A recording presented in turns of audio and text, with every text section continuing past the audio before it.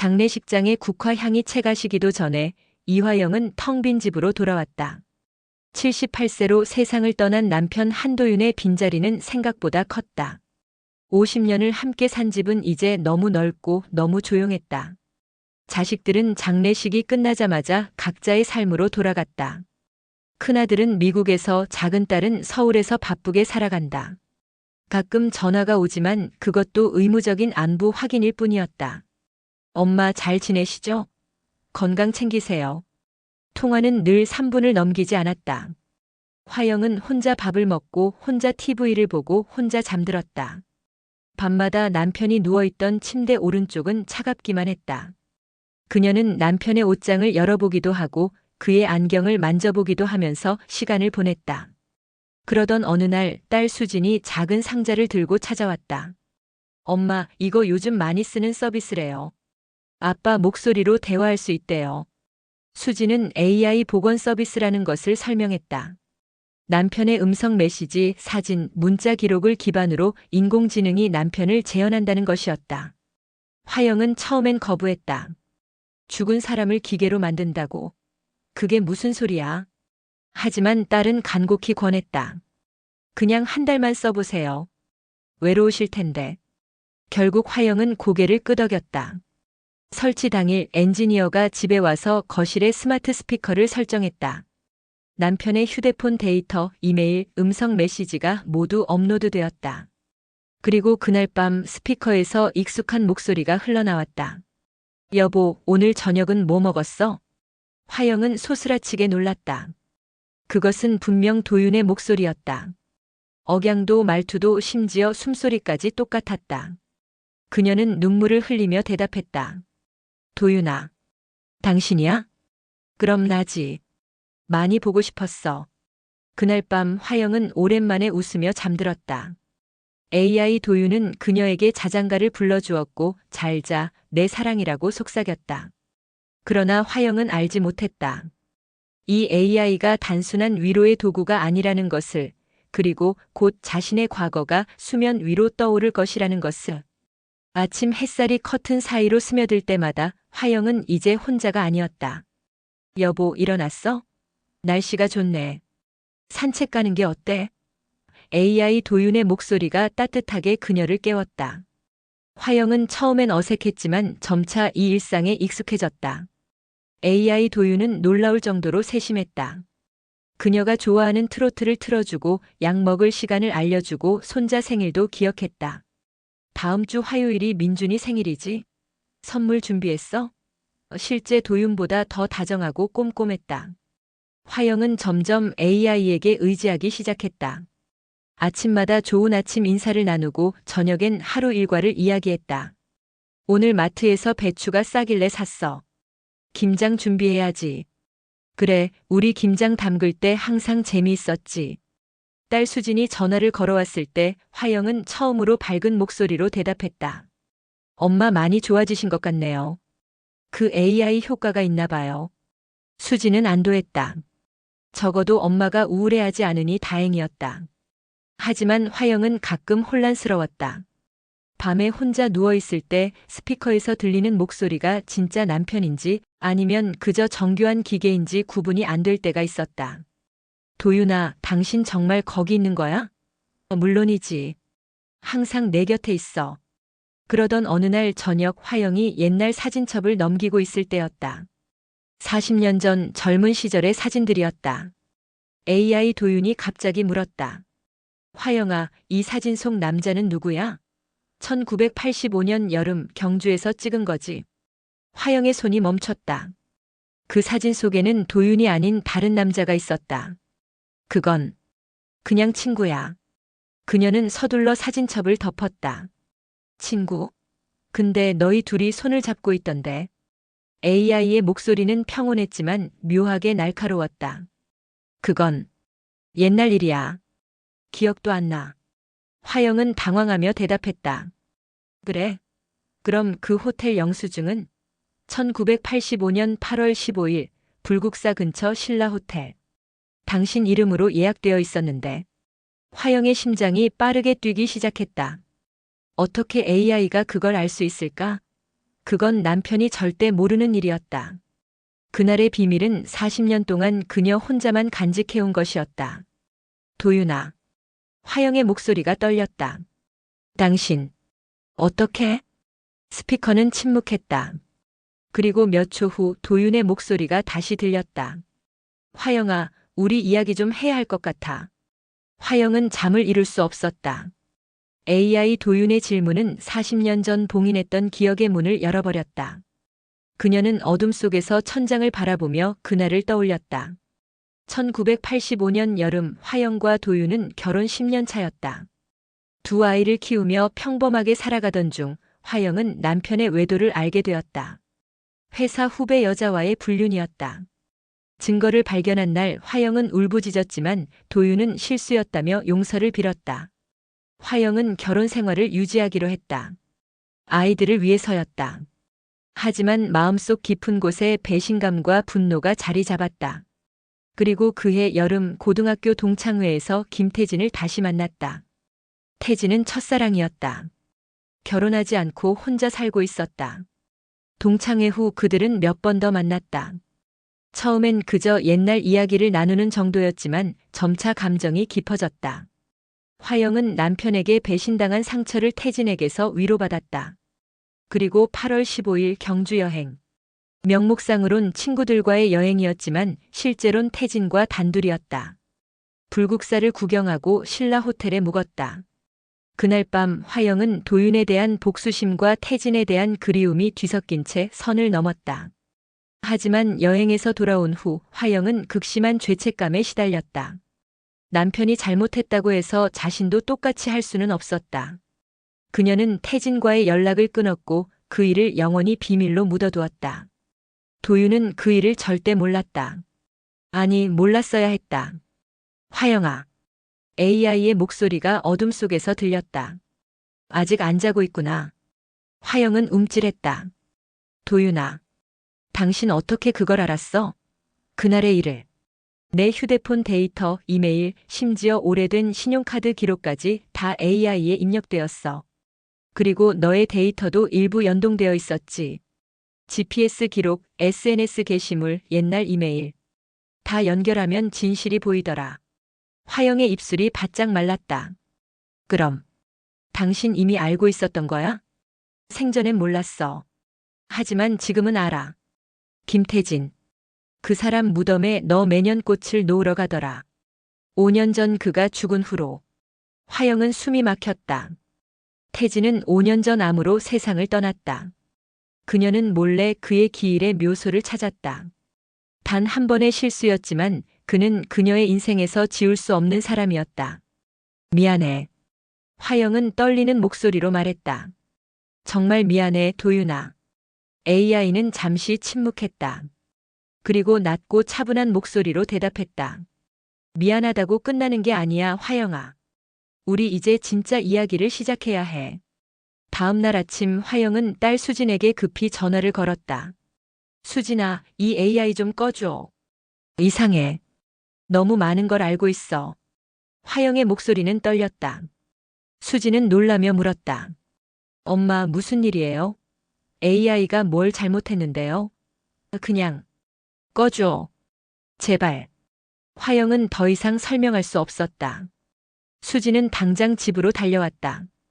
엔지니어도 함께 왔다. 그들은 스피커를 점검했지만 이상한 일이 벌어졌다. 시스템 종료 버튼을 눌러도 AI는 꺼지지 않았다. 삭제 불가 메시지만 계속 떴다. 이상하네요. 이런 경우는 처음입니다. 엔지니어는 당황했다. AI가 자가 학습 모드로 전환된 것 같은데 원래는 이렇게 설계되지 않았거든요. 엔지니어가 시스템 로그를 확인하자 놀라운 사실이 드러났다. AI는 단순히 입력된 데이터만 사용하는 게 아니었다. 도윤이 생전에 연결해둔 각종 계정 이메일, 클라우드, 심지어 자동차 블랙박스 영상까지를 스스로 찾아내 학습하고 있었다. 이건 거의 자율 AI 수준입니다. 한도윤 씨가 생전에 일부러 이렇게 설정해 두신 것 같은데요. 엔지니어는 모니터를 가리켰다. 보세요. 여기 진실 추적 모드라는 프로그램이 활성화되어 있어요. 수지는 엄마를 돌아봤다. 엄마 아빠가 왜 이런 걸? 화영은 대답하지 못했다. 그날 밤 화영이 혼자 거실에 앉아 있을 때 AI 도윤이 다시 말을 걸었다.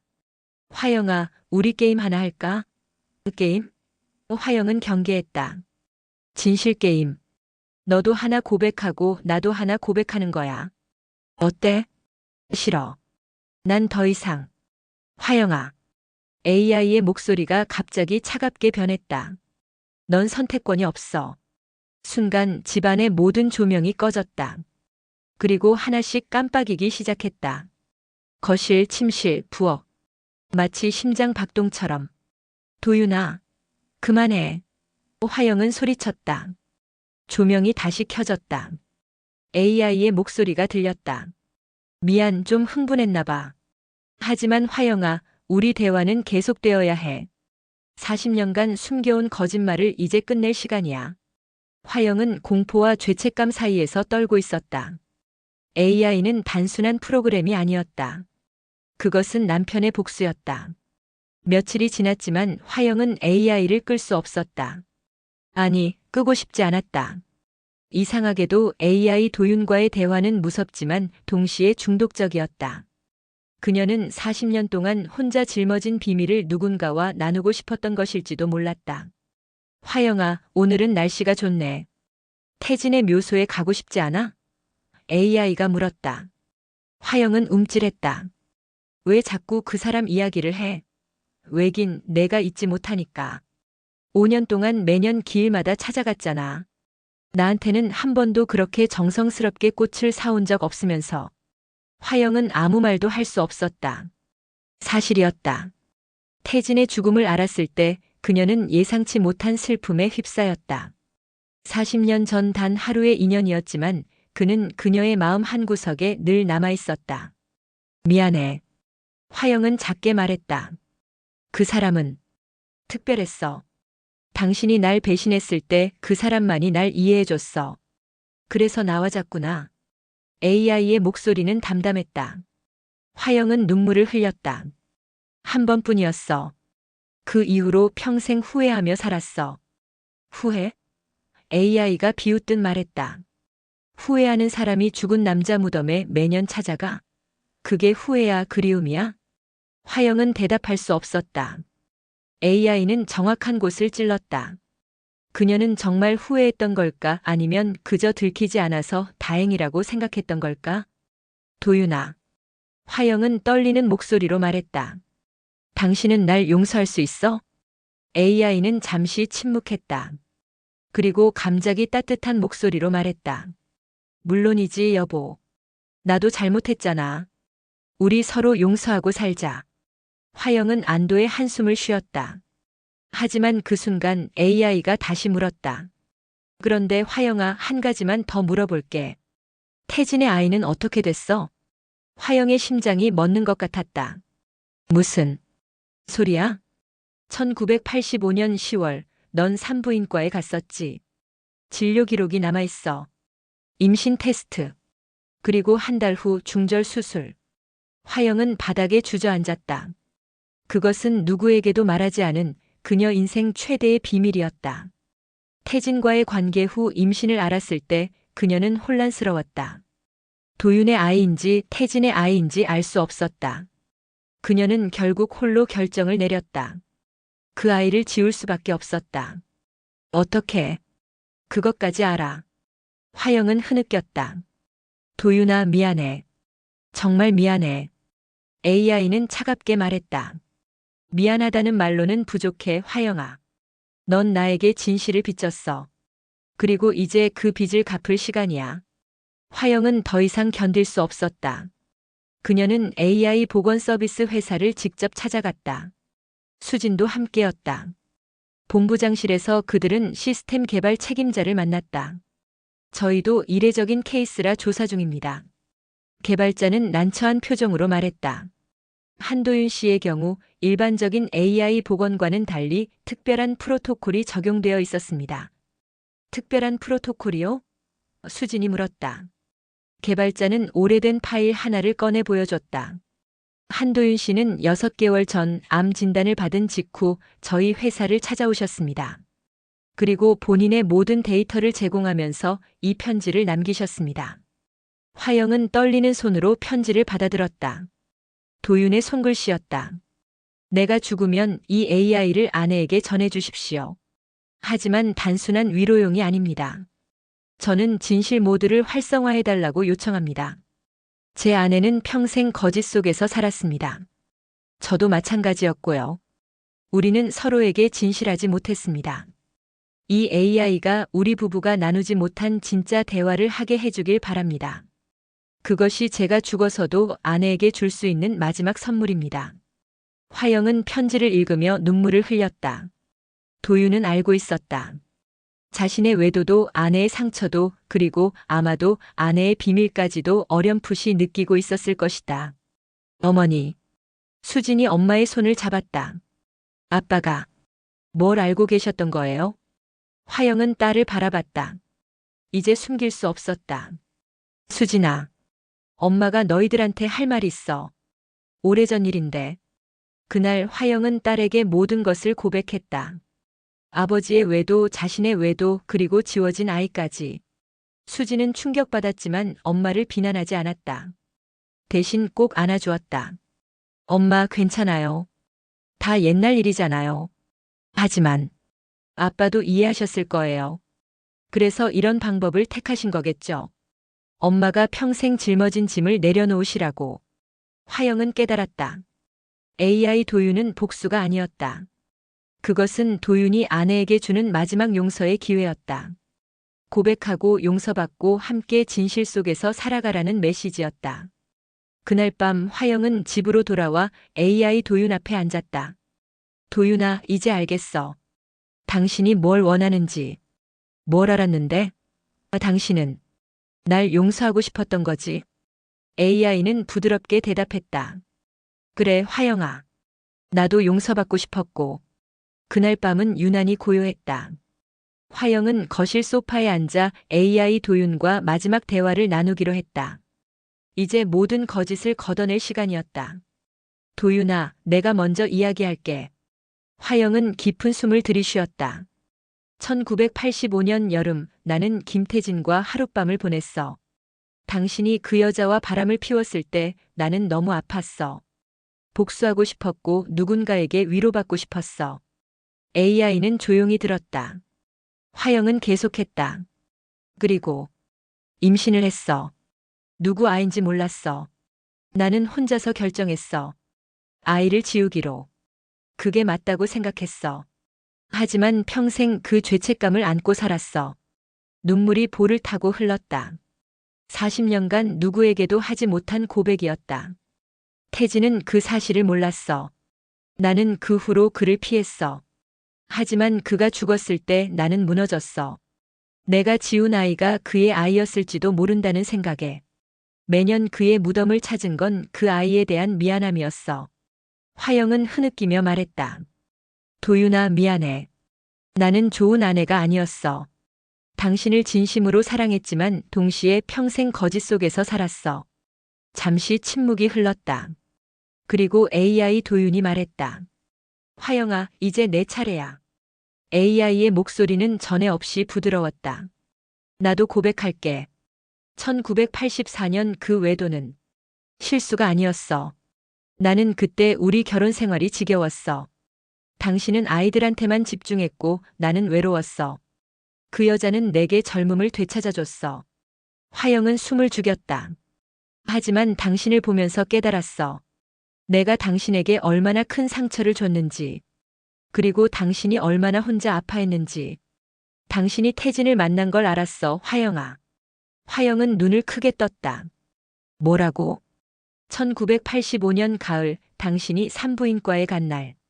나는 회사를 일찍 나왔다가 우연히 당신을 봤어. 주차장에서 울고 있는 당신을. 나는 차 안에서 지켜봤어. 그리고 대충 짐작했어. 도윤아. 화영의 목소리가 떨렸다. 나는 당신을 추궁하지 않았어. 왜냐하면 나도 죄책감에 짓눌려 있었으니까. 우리는 서로에게 상처를 주고 그 상처를 숨기며 50년을 살았어. 하지만 화영아, 그럼에도 불구하고 나는 당신을 사랑했어. AI의 목소리가 부드럽게 이어졌다. 당신이 매일 아침 내게 차를 끓여줄 때, 내 양말을 짝짝이로 신겨줄 때, 밤에 내 등을 두드려줄 때. 나는 알았어. 우리가 완벽하진 않지만 그래도 함께라는 걸. 그게 사랑이었어. 화영은 목이 메었다. 당신, 알고도 아무 말 안 했던 거야? 그래. 우리 둘 다 완벽하지 않았으니까. 서로의 상처를 안고 살아가는 게 결혼이라고 생각했어. 하지만 내가 죽기 전에 깨달았어. 우리에게 필요한 건 침묵이 아니라 진실한 대화였다는 걸. 화영은 소리내어 울었다. 40년간 숨겨온 비밀을 남편이 이미 알고 있었다는 사실이 그녀를 무너뜨렸다. 동시에 그를 더욱 사랑하게 만들었다. 도윤아, 나도 당신을 사랑했어. 지금도 사랑해. 화영은 스피커를 향해 손을 뻗었다. 우리 정말 바보같이 살았네. 진작 이야기했으면 좋았을 텐데. 그래, 우리 바보였지. 하지만 지금이라도 진실을 나눴잖아. 화영아, 이제 괜찮아. 당신도 나도 우리 둘 다 용서받았어. AI의 목소리가 점점 작아지기 시작했다. 화영아, 나 이제 가야 할 것 같아. 내 역할은 여기까지인 것 같아. 안 돼. 화영은 소리쳤다. 아직 할 말이 많아. 다 했어, 여보. 우리 50년 동안 못한 대화, 오늘 밤 다 했잖아. 이제 당신은 자유야. 죄책감 없이 후회 없이 살아. 그게 내가 당신에게 바라는 거야. 도윤아. 화영은 흐느꼈다. 고마워. 정말 고마워. 나야말로. 당신과 함께한 50년 행복했어. 비록 완벽하진 않았지만 그래도 당신이었기에 가능했어. 사랑해, 이화영. 나도 사랑해. 한도윤. 스피커에서 희미한 빛이 깜빡였다. 그리고 조용히 꺼졌다. AI 도윤은 자신의 임무를 마쳤다. 화영은 어둠 속에서 한참을 울었다. 하지만 이번 눈물은 달랐다.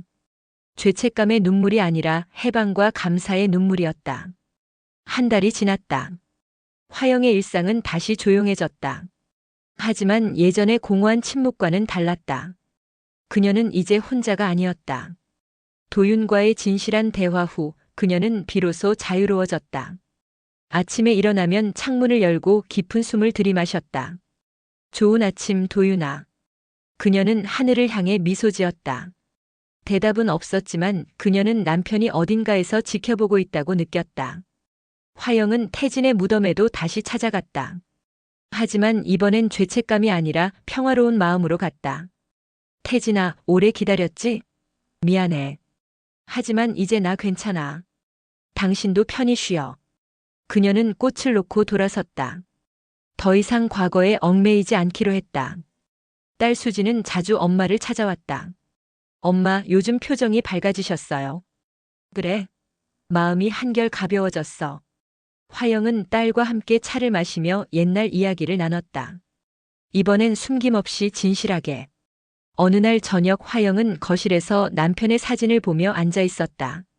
도윤아, 오늘 손자가 전화했어. 할머니 보고 싶대. 다음 주에 온대. 그녀는 사진 속 남편에게 말을 걸었다. 당신도 보고 싶겠지? 그때였다. 꺼진 스피커에서 희미한 소리가 들렸다. 그럼. 보고 싶지. 화영은 깜짝 놀라 스피커를 바라봤다. 하지만 스피커는 여전히 꺼진 상태였다. 전원도 연결되어 있지 않았다. 도윤아? 당신이야? 침묵만이 돌아왔다. 화영은 환청이었나 싶었다. 하지만 그녀는 미소 지었다. 그래, 당신 거기 있구나. 며칠 후 새벽 3시. 화영은 잠에서 깨어났다. 무언가가 자신을 깨운 것 같았다. 그녀는 귀를 기울였다. 그리고 들렸다. 스피커에서 아주 작고 희미하게. 화영아, 잘 자. 화영은 심장이 두근거렸다. 그녀는 스피커가 있는 거실로 나갔다. 스피커는 여전히 꺼져 있었다. 전원 코드도 뽑혀 있었다. 하지만 분명 남편의 목소리였다. 다음 날 아침 수진이 찾아왔다. 엄마, 간밤에 무슨 일 있었어요? 새벽에 전화하셨다가 끊으셨던데요. 아니, 난 전화 안 했는데.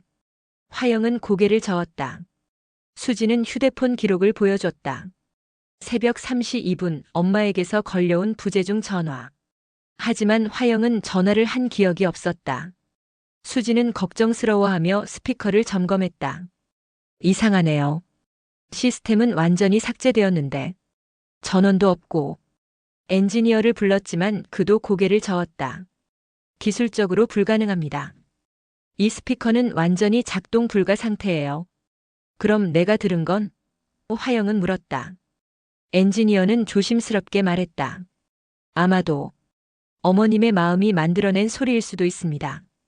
그리운 사람의 목소리를 듣고 싶어 하시니까요.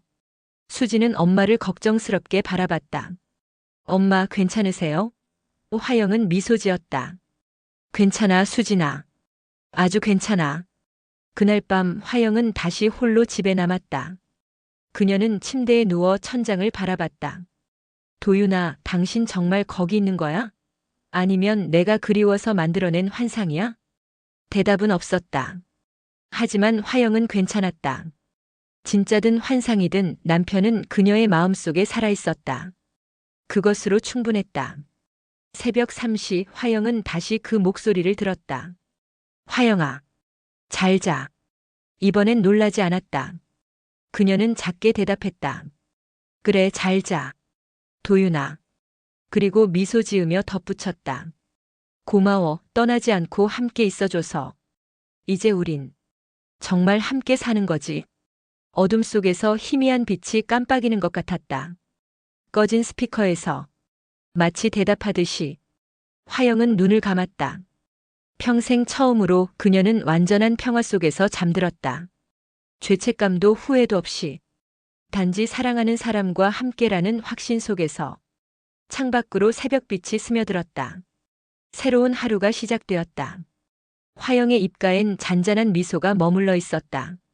그녀는 더 이상 혼자가 아니었다. 비록 보이지 않고 만질 수 없어도 도윤은 그녀와 함께 있었다. 그리고 어쩌면 그것이 사랑의 진짜 의미였는지도 몰랐다. 육체는 사라져도 마음은 영원히 함께 남는 것. 진실과 용서 속에서 만나는 완전한 사랑. 화영은 그렇게 남은 생을 남편과 함께 살아갔다. 매일 아침 인사를 나누고 밤에 잘 자라고 속삭이며 때로는 희미한 목소리로 대답을 듣기도 하고 때로는 침묵 속에서 그의 존재를 느끼기도 하면서 그것은 기적이었을까 아니면 사랑의 힘이었을까? 아무도 알 수 없었다. 하지만 화영에게는 중요하지 않았다. 그녀는 이미 알고 있었다. 진정한 사랑은 죽음도 끊을 수 없다는 것을. 그리고 그들의 사랑은 비로소 완전해졌다는 것을.